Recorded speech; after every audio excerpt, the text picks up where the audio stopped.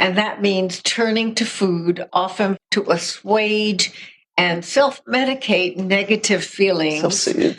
Yes, self-soothe. So this is like our comfort foods. And it works because when you have all that cake and cookies, it's never the carrot, it's the carrot cake, right? Yeah. Welcome to Becoming Virtuosa, the podcast with Dr. Susan Crockett. You are listening to episode number 40, Whole Person Integrative Eating, a roundtable interview with international nutrition researcher and award-winning author Deborah Kesten, MPH, along with Dr. Larry Scherwitz and Dr. Reed Miloy. Welcome to Becoming Virtuosa, the podcast that encourages you to become your best virtuosa self. Each week, Dr. Susan Crockett goes where the scalpel can't reach, exploring conversations about how to be, heal, love, give, grow, pray, and attune. For the first time ever, she's bringing the personal one-on-one teaching that she shares with individual patients to you on this broader platform. A weekly source of inspiration and encouragement designed to empower you. By evolving ourselves as individuals, we influence and transform the world around us.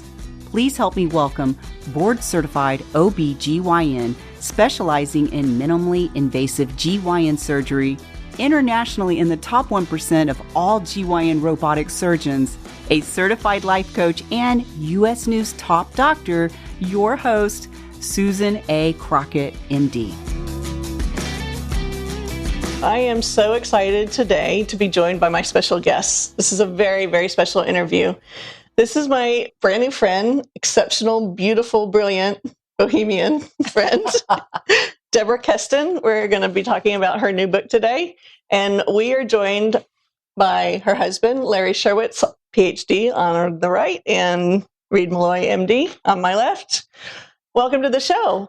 I wanted to start off the show, you guys, with just kind of everybody introducing themselves and kind of talking about how y'all met, because you've known each other a long time. I'm the newbie at this party, and I'm so honored to have you here.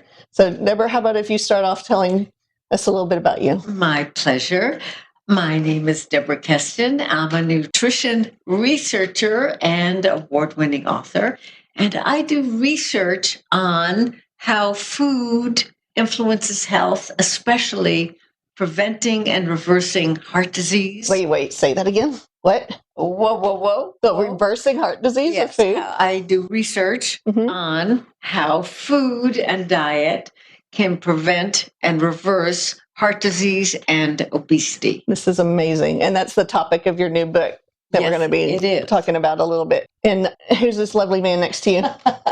This is my husband, Dr. Larry Scherwitz. He is a behavioral scientist and specializes in research on mind-body medicine and also how lifestyle influences health in terms of preventing health problems and reversing it.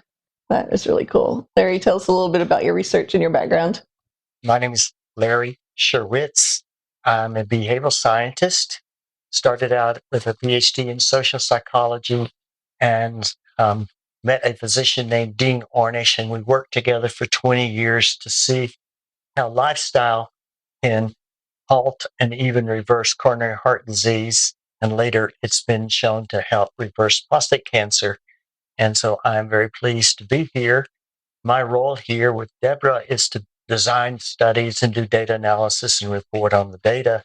And so I'm the backup guy for her writing and research. What a wonderful partnership you guys have. And you and Reed have known each other for, I'm sorry, Dr. Miloy, you've known each other for quite a while. Reed is fine. Hey, you is fine. Hey. Thank you, Sue. I'm Reed Miloy, board-certified physician, internal medicine, wellness coach. And my wellness coach. And your wellness coach. Absolutely. And friends with Dr. Scherwitz and his lovely wife for 20 years now. We met at the American Heart Association National Conference. I believe it was around 2000, 2001. And Larry was interested in meeting me because he knew I was into integrative medicine. And I was interested in meeting Larry because I knew about his work with Dean Ornish. So that just immediately created a friendship and a collaboration. Yeah. Just for our viewers that may not understand what this is, can you explain a little bit about what integrative medicine is? Yeah, well, medicine for many years, particularly in the West, was practiced as a very traditional allopathic sort of a strategy. And here in the last 20, 25 years, we started looking at alternative therapies and integrating those with established allopathic medicine. And it's just like nature. When you crossbreed genetics and you kind of mix it up, you get a better, shall we say, result. And the thing that's been missing has been the high quality research in regards to alternative therapies. But over the last couple of decades, we continue to see more and more of the high quality, good data roll out. And what was, when I came out of residency, was hearsay is now become mainstream. So we're making significant, because of people like this. Absolutely. Amazing research. Yes. Yeah. So cool. So, Deborah, I wanted you to give us a little bit of background, please, on how you got started in all this. How did this come to be? Well, I used to write for magazines, and I decided I wanted to do an article on yoga and diet. Okay. Because my husband, Dr. Larry Scherwitz, was invited to present at the first International Conference on Lifestyle and Health in New Delhi, India. Wow. And one of the presenters was a cardiologist named Dr. K.L. Chopra, who's the father and mentor of well-known thought leader, spiritualist Deepak Chopra. I did not know that. That's interesting. You wouldn't. Until now. Just full of surprises, catching me on camera. My first question to him was open-ended. Dr. Chopra, please tell me about yoga and diet. And his response was the Bhagavad Gita, which is Hindu scripture, espouses cooking with love. And we, meaning devout Hindus, believe when you make food and prepare food, your prana, your consciousness with which you prepare the food is infused into the food. And when you ingest the food, you ingest the consciousness with which the food was prepared. Isn't that amazing? The thought, yes, and the thought wouldn't let go. And I thought if Hinduism, a 4,000 or 5,000-year-old religion, espouses this, surely other world religions have led with this also. And I went on a nutrition journey around the world researching ancient food wisdom, which are the resources we turn to for thousands of years before nutritional science 100 years ago. That is so cool. So you look cross-culturally around the world at Judaism and Buddhism. I looked at world religions, correct. I looked at world religions, major world religions, cultural traditions such as the yogic diet, which is thousands of years old, called Ana Yoga. Okay. And I looked at Eastern healing systems. Yes. Such as Ayurvedic medicine from India, traditional Chinese medicine, and Tibetan medicine, and put all of that together after months and months and months of studying all these huge, bodies of wisdom about food eating. A lot. And Larry and I distilled the ancient food wisdom into 7 perennial principles validated by nutritional science. This is the big deal, is the validation by science. So are you talking about That's what this is. This book. Okay. Yes. So let me do an Oprah moment. All right. So the book is called Whole Person Integrative Eating. You have a website too. I have a website, integrativeeating.com. Okay. This is a breakthrough dietary lifestyle to treat the root causes of overeating, overweight, and obesity, something which you and I are very familiar with in our patient populations. So it's a very fascinating book. I wanted to talk a little bit about your research and what you describe in the book, because Reed and I, as physicians, we went back to our education. We're taught about carbs and fats and proteins and macronutrients, and carbs in, carbs out, you'll lose weight. That's our traditional teaching. Which isn't much, to be frankly honest. Yeah. And there's absolutely nothing about the individual, the culture behind how we eat, and what our healthiest eating practice. But to overcome something and transcend something, you must understand it. And that's what this book does for so many people. It helps them to understand these 7 common, shall we say, root causes of malfeasance, right, with what we put into our body.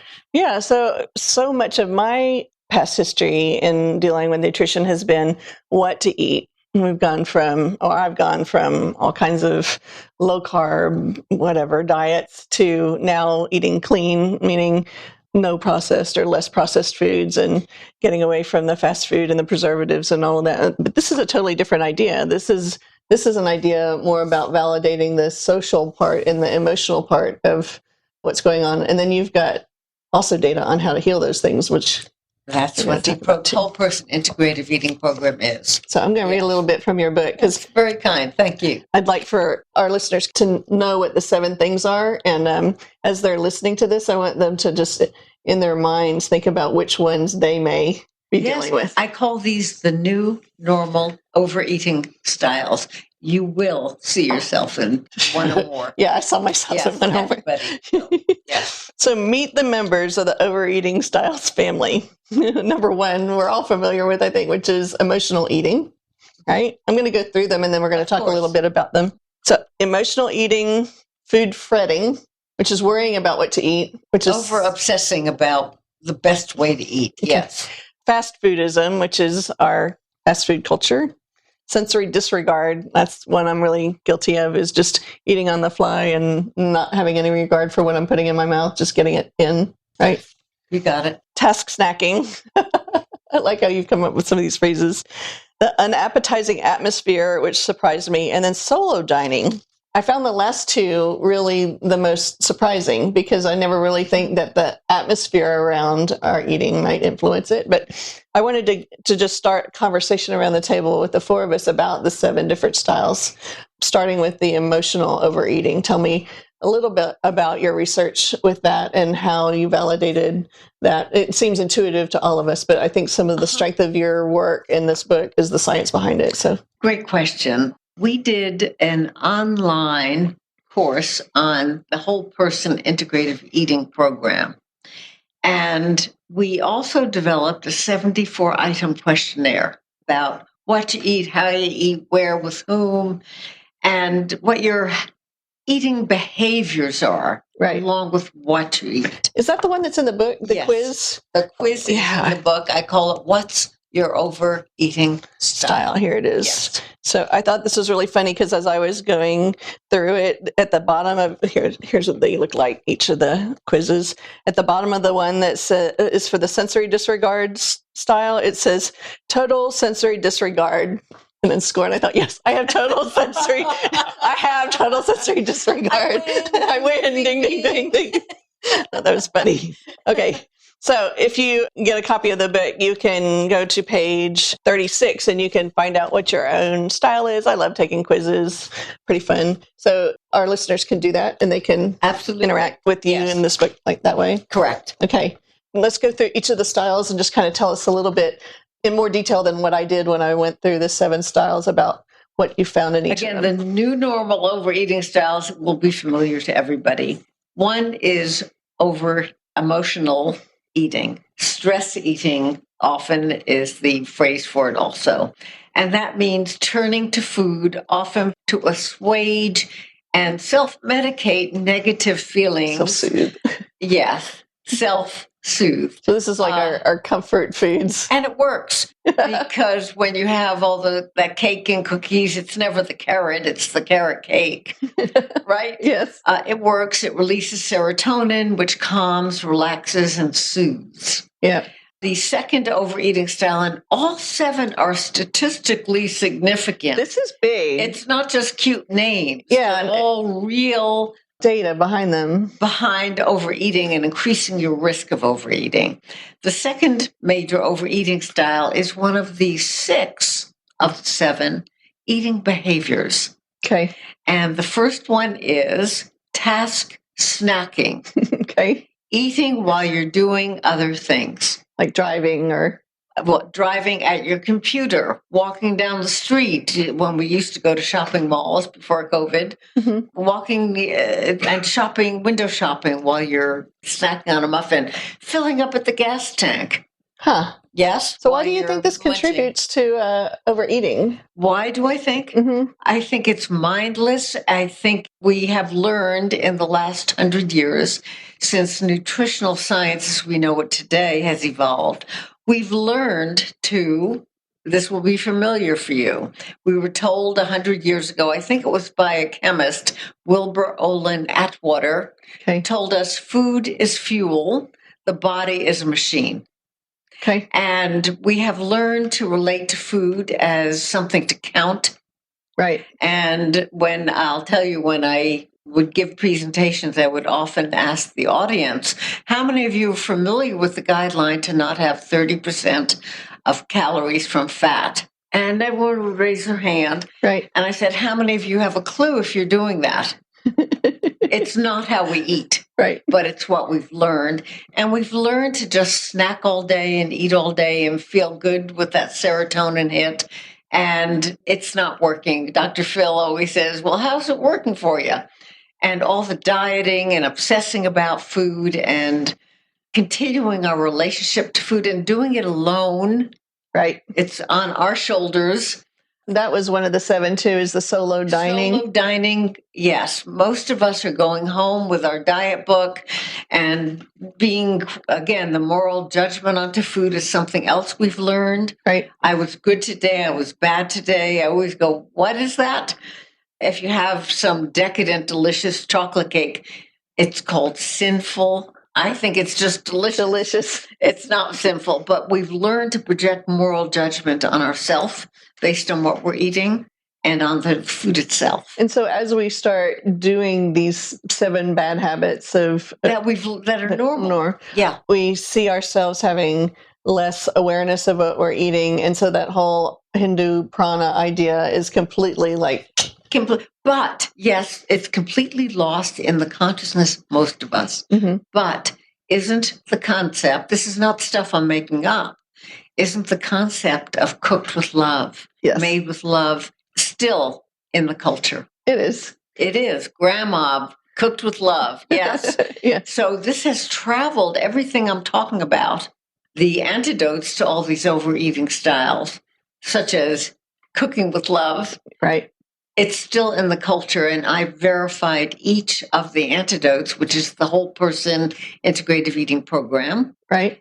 I've verified and validated each of the overeating styles with a solution based on science. Which is really cool. Yes. That's a lot of work. That's a whole lot of work. This is the field of nutritional anthropology. Oh, I've never heard that before. That's the science behind nutritional of the Whole Person Integrative Eating, looking at the food and eating world of different cultures. Wow, that is just astonishing. We have thousands of cultures globally. We're losing them rapidly, but each of those cultures have come up with their own ways of answering the question of what does it mean to be a human and to have to nourish yourself. They've all got their own strategies for that. And the wisdom in those cultures are incredibly powerful interventions for our patients and ourselves. And this book helps us to explore some of those. Yeah. This is so cool. Well, I want to thank you for joining us today. This is such a special day, such a special weekend for me. I'm just honored that we could have this kind of conversation and have a way to bring it to our viewers and our listeners. I wanted to remind our listeners about your website and your book. So the book is called Whole Person Integrative Eating, and your website? Website is integrativeeating.com. Please visit the website. You can find out more about the book, but also the whole program. And we have certified specialists who are trained in whole person integrative eating. So if you want support, you can, 1, find out about your own personal overeating styles, and 2, find a specialist who can help you who has been trained in this. Well, thank you so much, Deborah Kesten. This has been awesome. Thanks for being here. My utter pleasure. Thank you for inviting me. You're welcome, Larry. Thank you. Thanks for listening to this episode of Becoming Virtuosa. To learn more, come visit us at drcrockett.com. That's drcrockett with 2 T's.com. Or find us on YouTube for The Dr. Crockett Show. If you found this episode helpful or think it might help someone else, please like, subscribe, and share. This is how we grow together. Thanks, and I'll see you next week. Love always, Sue.